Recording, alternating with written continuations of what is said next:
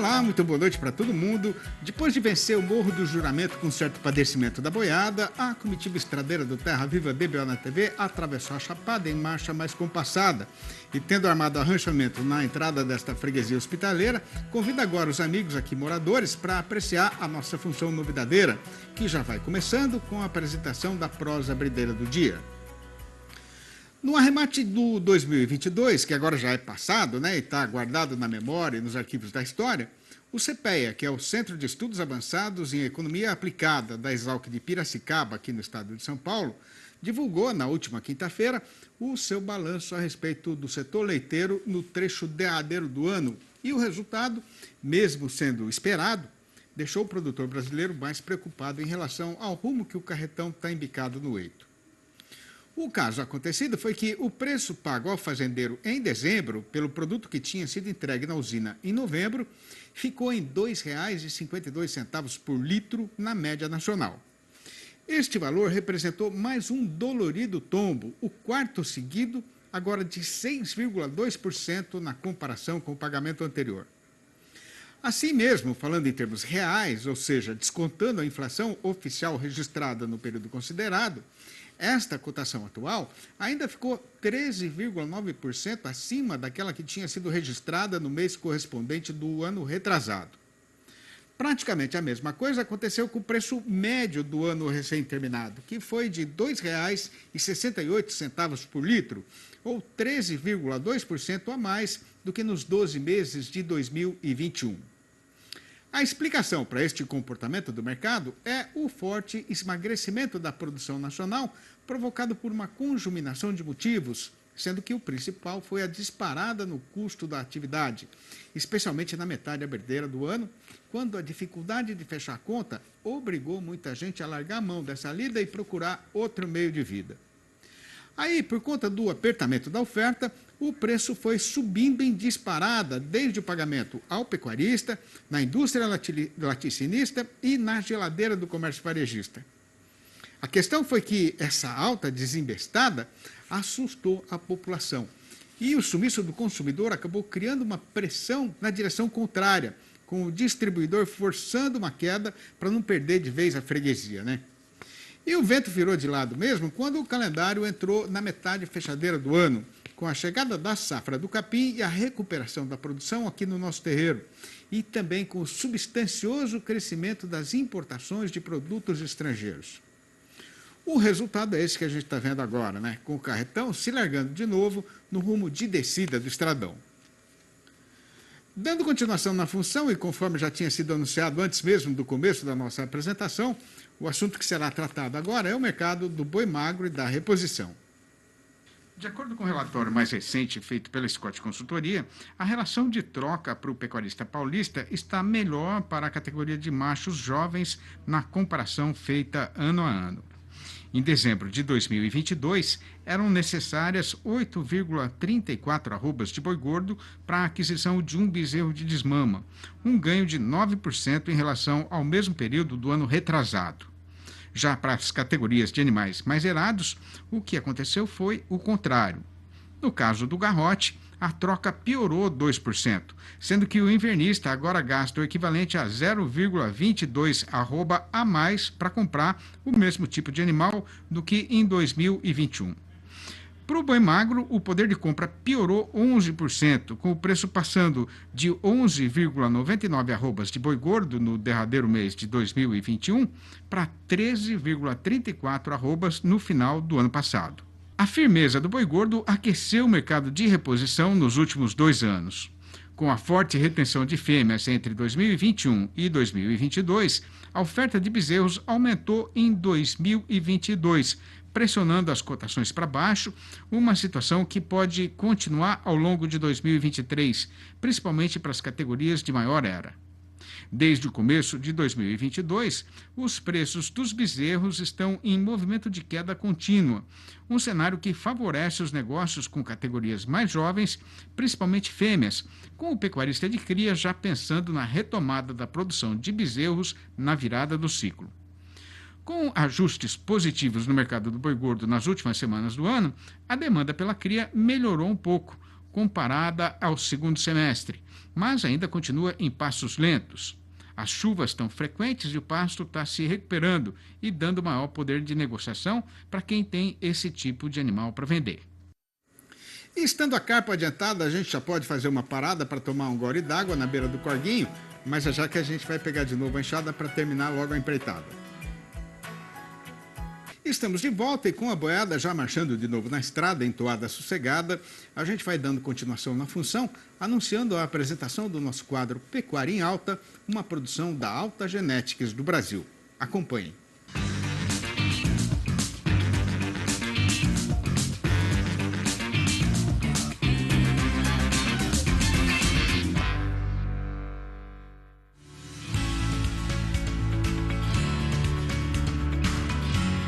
Mostrar e discutir os principais dados da área de cria e recria.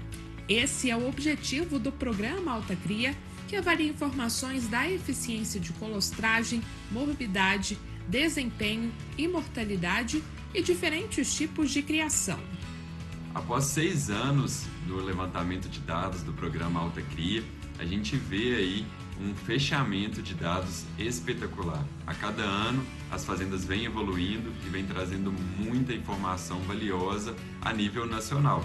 É muito importante a gente ver que esse grupo aí de mais de 140 fazendas vem trazendo uma referência para a nossa realidade.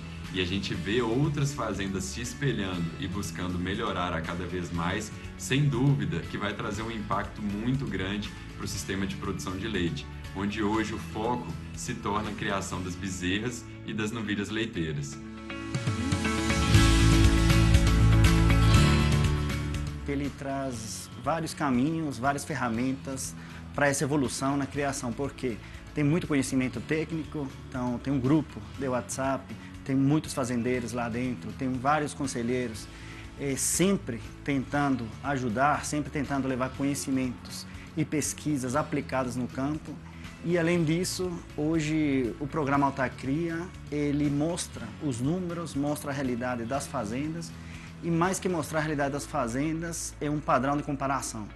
E, além disso, ele mostra o que seria o ideal para uma fazenda. Então, com certeza que esse programa ele tem contribuído muito na criação de bezerras.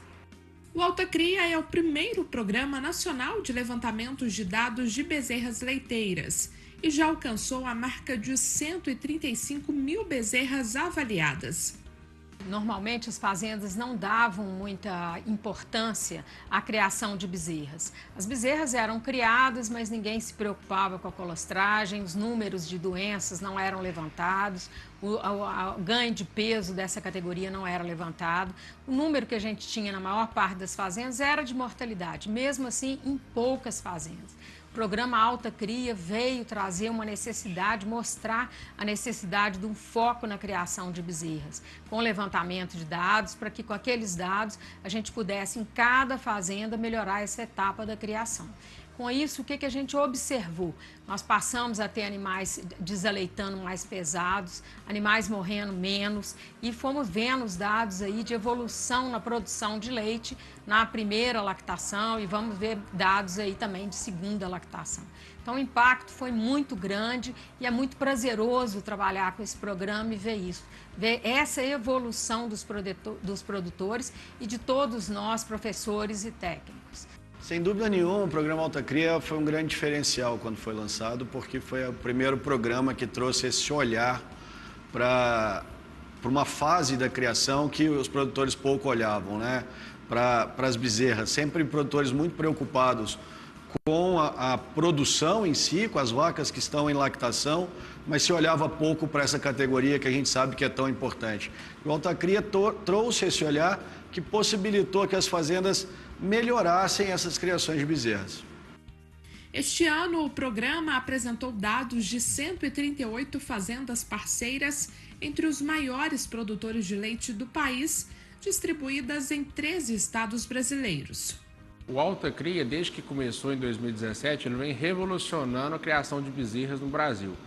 Hoje, a gente está vivendo números já de reprodução que a gente não acreditava que ia ver, taxa de prenhez acima dos 30%, produções médias de leite nas fazendas alcançando os patamares de 40%. Então, lógico, a gente sabe que não é só a criação de bezerra que ajudou a fazer isso aí. Lógico, tem genética, tem conforto, tem nutrição, mas com certeza esse impacto e essa melhoria que o programa trouxe para a criação de bezerra nacional tem influenciado muito nessa produção de leite que está acontecendo hoje, que estamos vivendo. E com certeza está melhorando gradativamente nos próximos anos. Eu acho que é o estímulo de você registrar todos os parâmetros das bezerras. Eu acho que isso foi a grande sacada de vocês do Alta para ajudar a pecuária leiteira. E com isso, conseguir dimensionar esses registros em formas de tabulações de dados e até em competições, vamos dizer assim. Isso eu acho foi ótima a ideia. O Alta Cria, quando ele veio, né, nas fazendas, quando ele entrou nas fazendas, ele foi muito positivo. Primeiro porque ele abriu o olho de todo mundo para a criação de bezerra. E aí a gente assustou naquele primeiro momento, que a gente levava para a fazenda, olhava os resultados, olhava o que estava na literatura, se comparava com os americanos, e a gente via que a gente estava muito para trás. E aí o Alta Cria assim, nos motivou, nos levou a pensar e refletir sobre os nossos números. E a gente foi cada vez mais trabalhando para melhorar eles. E o benchmark mais ainda, que acaba que a gente se cobra mais, a gente procura mais abater as metas propostas pelo programa e internamente pela própria fazenda. O benchmarking trouxe informações coletadas de quase 35 mil bezerras nascidas entre 1º de outubro de 2021 e 30 de setembro de 2022. Antes do programa a gente ficava muito perdido em relação a números, né? Levantava muito pouco número sobre a recria, não dava muita importância para isso, não conseguia comparar com outras fazendas, então a gente tinha uma dificuldade de saber se alguns problemas eram normais ou se eram pontos que eram fáceis de serem melhorados. Infelizmente, né, nós temos muito poucos dados nacionais que trazem informações, né, sobre a criação de bezerros no Brasil. E isso impacta, né, muito quando a gente começa a fazer esse benchmarking com as fazendas, entre as fazendas. Tudo bem que nós estamos falando geralmente de fazendas bem tecnificadas, mas isso já começa a ser um grande retrato, né, do que é a criação de bezerros no Brasil e mais, colocar padrões que a gente pode chegar e oportunidades onde a gente pode chegar de melhorias dentro das fazendas. Mais de 200 pessoas participaram do evento realizado em São Carlos, no interior de São Paulo.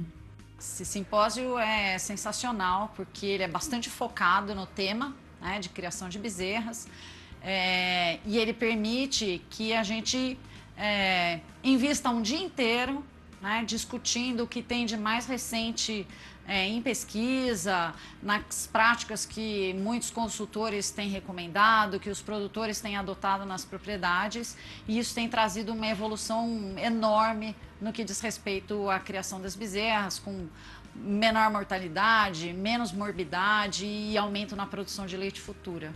Essa troca de conhecimento que está acontecendo no simpósio como Alta Cria fortalece toda a cadeia e um produtor puxa o outro para cima, a evoluir e a produzir mais e melhor. A programação permitiu troca de informações dos participantes com os profissionais mais conceituados da pecuária leiteira. Os eventos permitem com que a gente encontre produtores, colaboradores, pesquisadores, que a gente troque muitas informações em prol do desenvolvimento da cadeia leiteira, especificamente aqui no Alta Cria, nessa parte de criação de bezerras. Isso faz com que a gente consiga parar para pensar realmente sobre os problemas das fazendas e como a gente pode propor soluções. As palestras trazem novas informações, todos que participam trazem discussões que colaboram muito com o desenvolvimento de um conhecimento para a melhoria da cadeia leiteira.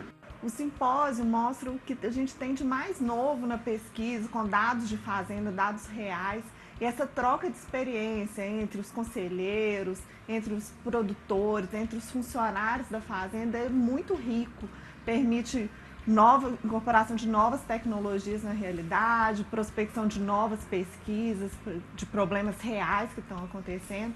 Então, isso oxigena a pecuária com novas decisões, melhoria cada vez mais para o programa Alta Cria.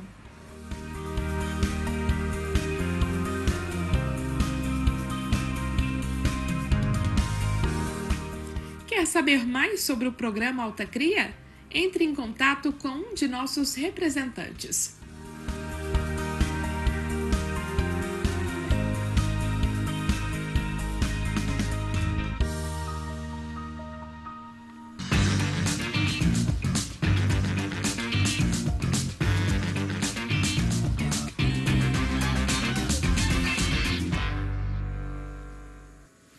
E veja a seguir. O frigorífico está com a programação folgada e sem precisão de comprar boiada. O fazendeiro está querendo pensar só em descansar. O trabalhador brasileiro está espremendo o orçamento para não deixar sobrar conta sem pagar. E juntando tudo, o resultado é que a nossa praça boiadeira está outra vez padecendo de febre paradeira. Não vai demorar nada para o Terra Viva DBO na TV recomeçar. Aguarde. Para que lado vai correr um novilho desgarrado, ninguém sabe nem adivinha. Mas se o assunto for o rumo que o boi gordo vai pegar no mercado, o caboclo que estiver bem informado vai saber dizer sem ter medo de errar. E é isso que a gente vai fazer agora com a apresentação aos companheiros e companheiras do noticiário e do comentário a respeito da arroba e da sua cotação no comércio boiadeiro.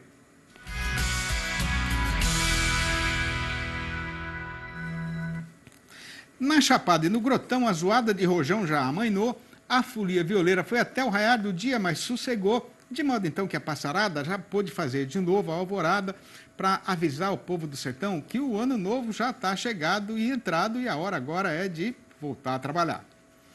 Pois então, o que tem para ser contado é que, como já era esperado, nesta primeira segunda-feira do 2023, o nosso mercado pecuário ficou parado no país inteiro. E no bar dos boiadeiros, o café ficou no bulho até esfriar, porque não apareceu ninguém para tomar. A parte principal da explicação para esta situação é o comportamento atual do consumidor aqui no nosso próprio terreiro e o que ele vai fazer daqui para frente. A respeito do que foi acontecido no trecho derradeiro do 22, repare, amiga pecuarista, que o movimento no comércio varejista teve sim um bom aumento. Isso porque o trabalhador brasileiro conseguiu segurar algum dinheiro para comprar carne e comemorar a virada do calendário, sendo que nos anos recentemente passados tinha sido o contrário, né? Mas a questão é que isso não representou nenhuma revolução para a cadeia produtiva da nossa carne bovina. E, no final das contas, segundo dados apresentados pela Scott Consultoria, o consumo do produto durante o ano que acaba de ser arrematado foi o menor dos últimos 26 anos. De qualquer maneira, a previsão dos analistas é de uma melhora na demanda caseira agora no 23, que está sendo começado. Mas não vai ser assim de repente, né? Porque, como o companheiro pecuarista sabe perfeitamente, janeiro é um mês de grande aperto financeiro para a população brasileira. Tanto que, com as contas novas chegadas agora se juntando com as velhas que estavam penduradas, o povo já está de novo alongado do balcão do açougue. Por conta disso, e também porque o mercado está com um estoque bem razoável, na semana passada o comércio de carne com osso no atacado já andou numa toada mais compassada. A carcaça de macho castrado ficou estável em R$ 17,45 o quilo, mas no caso do animal inteiro, o preço registrou queda de 0,6% para R$ 16,83 o quilo. Por outro lado, o comprador de boiada, que tem perfeita sabedência dos enleios e devorteios do mercado, já está preparado para enfrentar outra vez a inapetência forçada do consumidor. Em várias das principais regiões de comercialização do país, os frigoríficos estão com programação fechada para até o meado do mês presente, o que quer dizer que o dono do frigorífico está sossegado a respeito do abastecimento do seu estabelecimento com gado terminado. Além disso, a indústria também está com a câmara fria quase cheia e ninguém tem precisão de fazer correria atrás de mercadoria. E para completar essa conjuminação paradeira que está tomando conta da nossa praça boiadeira, os companheiros e companheiras fazendeiros também já estão cumprindo o roteiro costumeiro de todos os janeiros e depois de passar o traço e fechar a conta do ano passado, já descalçaram a botina e mudaram a rotina, para pensar agora só em descansar, né? Nem daria para ser diferente, porque mesmo com as invernadas praticamente recuperadas, o tempo ainda não foi suficiente para o gado engordar e chegar no ponto certo de ser apresentado para o mercado. O resultado foi que, no balanço do dia da Scott Consultoria, foram registradas mudanças nas cotações só em 2 das 32 regiões pesquisadas em todo o Brasil, sendo que tanto em uma quanto na outra, a arroba caiu. Esta listinha das deiçadas foi encabeçada por Santa Catarina, onde o tombo foi geral, com o boi voltando para R$ 282,50 e a vaca para R$ 265 a prazo e livre do fundo rural. E no sul do Tocantins, o macho piorou para R$ 261. É verdade, eu não vou esconder nem deixar de contar para os companheiros, cantorinos, violeiros e dançarinos catireiros, que teve um dia em que o meu coração acordou desacursoado e não queria mais fazer poesia. Mas a esperança, mesmo quando se cansa, não é sentimento que se amansa no peito. Ela voa sem precisar de ter consentimento e leva o caboclo de volta para o eito. Porque quem ama a liberdade nunca vai se conformar de viver sem lutar e lidar pela verdadeira felicidade. A gente já falou isso aqui mais do que uma vez, e o amigo e a amiga já devem estar saberizados, né? Mas não custa repetir, para o caso de ter chegado alguém agora que ainda não tem escutado. O caso é que estas prosinhas recitadas aqui no fechamento da nossa função foram escritas com a intenção de fazer a louvação da verdadeira cultura sertaneja brasileira, mas como o povo foi gostando e pedindo mais, o jeito foi ajuntar tudo e publicar. E o resultado é a minha série Versinhos de Caipira, que já tem 4 livros diferentes. Se o companheiro e a companheira apreciaram a trova e a prosa e quiserem comprar um exemplar ou logo a coleção inteira, é só ligar no meu telefone particular, que é o 11 98224 1807. 11 98224 1807, ou mandar um e-mail para sidneymasco@uol.com.br, ou ainda achar meu nome lá no Facebook. E com a recitação deste verso, a gente vai pondo termo em mais uma função e se retirando para os ermos do sertão, deixando feito o convite para que o amigo participe e dê novos palpites na próxima apresentação do Terra Viva DBA na TV, que já fica marcada e combinada para acontecer amanhã, às 6h30 da manhã e às 7h25 da noite. Um abraço para todo mundo e até lá então.